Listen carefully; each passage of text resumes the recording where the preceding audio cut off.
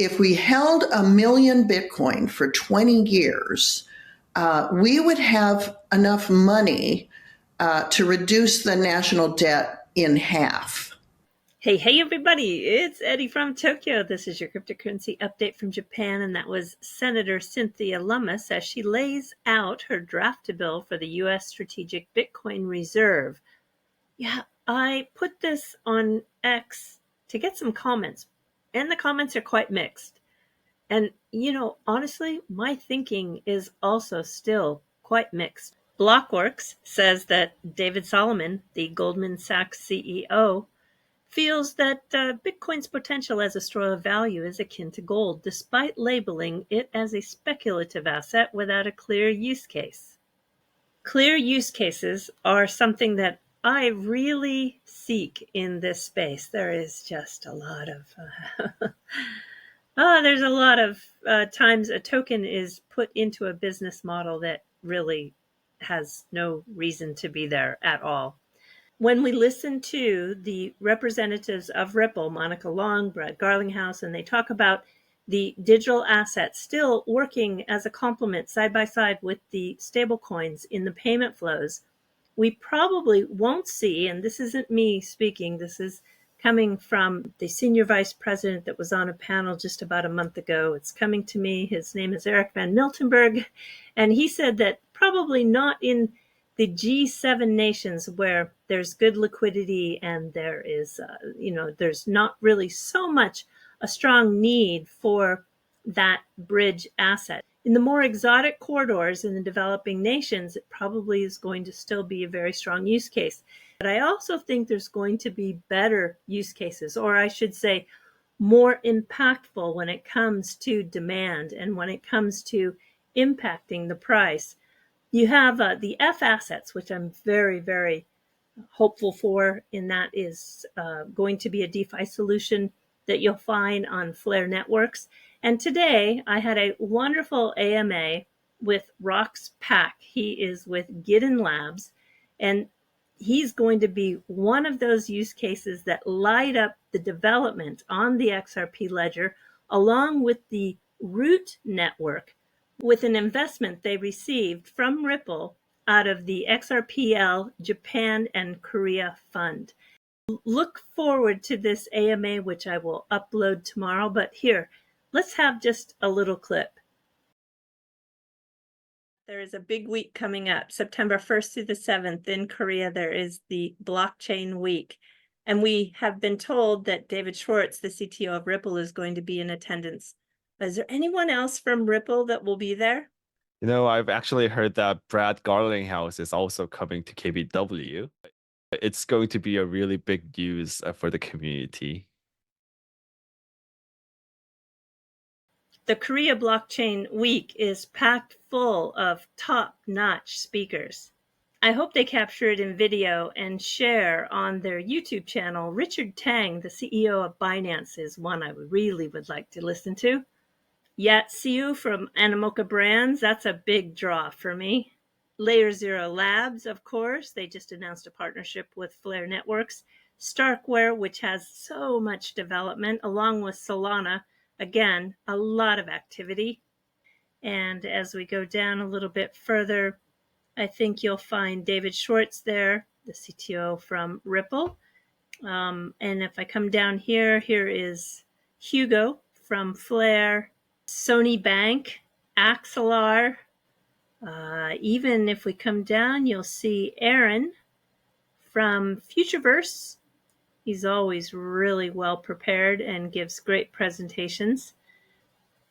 It's packed full, and they did a great job at getting some big names. Not only are you going to see a lot of new developments come out of the APAC region, but Ripple also is putting some firepower into Brazil. They partnered with this accelerator called Next. I really wanted to dive into some of that Blockstars podcast where David had Monica Long on yesterday. I had clipped up some clips to share, but I don't think I'm going to share it with you now because they have taken that video dark. Something was said that obviously didn't go over with somebody. and I just don't think I want to touch it. But there was something that sparked my research this morning, and I'll share with you my research. The numbers I'm going to share with you come from developerreport.com. This is Electric Capital. And the only original code is counting towards the total commits. Forked codes, commit from bots, and other non-original code are not counted towards the total commits. So when I give you those developer counts by chain, that is the criteria. Electric Capital is well known for its analytics, and it tracks developer activity. And this is the comparisons within the last year. Ethereum has 8,865 active devs. It's down 10%. Base has 3,991 active devs. It's up 14%. Stellar, 494 active devs. That surprised me, even though they're down just slightly, 6%. The XRPL, according to their criteria, has 166 active devs, down 39%. And the Axelar network, which is going to have an integration with the ledger, has 67 active devs, up 29%. And you can see here also the US continues to lose its share of crypto developers while emerging markets start to take off. This comes in their 2024 newest developer report. And sticking to the stats, Stellar released their Q2 numbers today. And there's some impressive numbers here. I don't have XLM anymore, as many of you know. I sold it about a year ago, but I still pay attention. And especially I'm paying attention now that they have the composability with their smart contracts called Soraban. So they have a record 338 new project submissions. 107 of them were funded with $5 million. 86 of those are with that smart contracts capability. The Easy A app, I think everybody knows that by now. They're working across all different blockchains. Their event produced 35 new projects. I think that holds a record. The network addresses, too, is very impressive, 8.4 million. Compare that to just over 5 million for the XRP ledger. They have $675 million worth of RWAs, the real-world assets already. That is really a big number. And in terms of transactions, 742 million. The average transaction fee you can see is 0.000053. And in the Q&A, Danelle was asked about a meeting that she attended along with Brad Garlinghouse in Washington, D.C. Have a listen. One from a community member who just wanted to know about a meeting with Ripple and Stellar in the U.S. Treasury that happened recently. Danelle, can you shed any light on this?